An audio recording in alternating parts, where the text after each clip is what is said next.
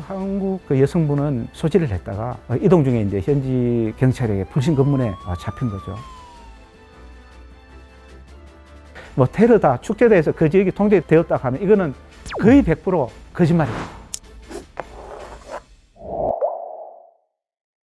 저는 2012년 8월부터 2015년 8월까지 3년간 인도 뉴델리 대사관에서 경찰 영사로 근무했던 정흥남입니다.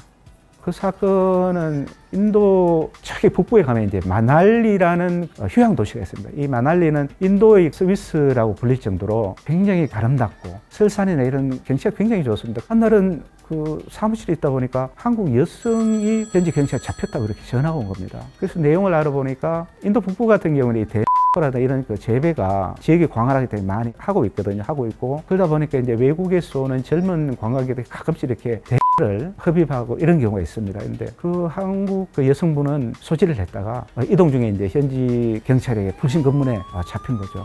본인은 알고 소지한 게 아니고 부탁을 받고 그냥 별 생각 없이 그 여행에 따른 짐이다라고 생각했는데 그게 나중에 알고 보니까 그 수지로 밝혀져서 본인도 당혹한 그런 실정이었습니다. 저희들도 바로 현지 경찰서에 전화해서 구금에 따른 그 인권 보호라든지 요청을 하고 또 인도가 통상 이래 보면 사건이 생기면 이렇게 재판이 진행이 잘 안 됩니다. 형사 사건 같은 경우에는 이렇게 완결이 되려면 평균적으로 그 당시 통계가 5년에서 7년이 걸린다 했거든요. 그러니까 이 사건도 마찬가지로 저희들이 관심을 표하지 않으면 이렇게 한없이 이렇게 딜레이가 되는 겁니다. 사건이. 그래서 현지 경찰에 계속 얘기도 하고 또 그거를 한국에 있는 부모님한테도 저희 대사관에서 이렇게 처리하고 있노라고 이렇게 꾸준히 이렇게 알려드리고 이렇게 했고 그래서 이제 이 여성분이 이제 장기간 구금이 되면 여러 가지로 그 위생적인 문제도 있고 인권 침해적인 문제도 있을 수 있기 때문에 빨리 이렇게 보석이 나올 수 있도록 저희들이 해서 그 당시 보석금을 마련을 해서 이제 19일 만에 이제 보석이 되었는데 재판이 진행이 안 되는 겁니다.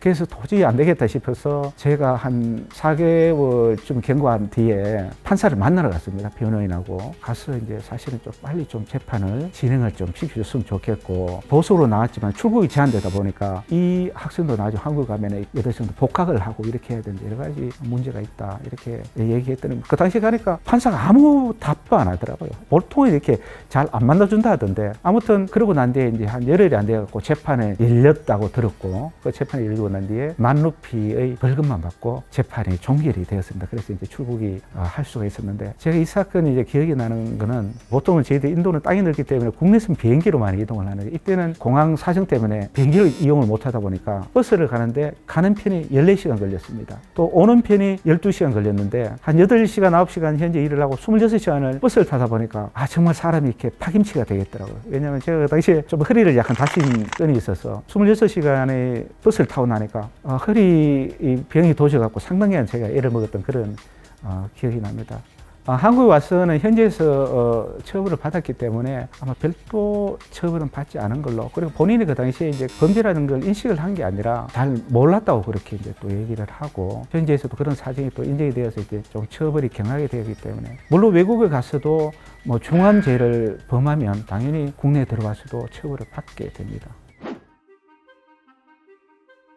처음에 본인은 이제 다 예약을 보통 하고 옵니다. 숙소라든 이렇게 예약을 하고 오는데 인디라간디 국경공항에 딱 내리면 그 앞에 택시가 이렇게 쫙 서 있거든요. 그래서 자기 이제 무작정 택시를 타고 자기가 예약했던 행선지로 가자고 이렇게 얘기를 하면 택시기사가 뭐라고 얘기하냐면 당신이 가고자 했던 그 지역하고 그 숙소 일대는 테러로 그 일대가 지금 통행 금지다. 아니면 축제 때문에 그 일대가 접근할 수가 없다. 뭐 이런 식으로 얘기를 합니다. 그래서 당신 지금 거기 오늘 갈 수 없기 때문에 굳이 당신이 숙소를 구하려고 그러면 내가 잘 아는 그 정부가 운영하는 여행사로 안내를 할 테니까 거기에서 당신이 새로 그 여행 일정을 잡고 숙소도 가고 해서 그렇게 여행을 하는 게 낫겠다. 그래서 그게 이렇게 가보면 실제로 끝에는 이렇게 쓰는 거예요. 뭐 마치 정부에서 운영하는 여행사인 것처럼 했는데 사실은 개인이 운영하는데 바가지를 쓰는 거예요. 바가지를. 그래서 시가의 몇 배가 되는 그 사기성 그 계약서에 계약을 하고 막 본인이 원치 않는 곳으로 막 택시 타고 인근 도시로 뭐 숙소를 구해서 간다든 이렇게 하는 거예요. 그래서 나중에 가서 보면 하루 이틀 있다가 다른 여행객을 만나면 본인이 이상하거든요. 그럼 이게 속았다 싶어갖고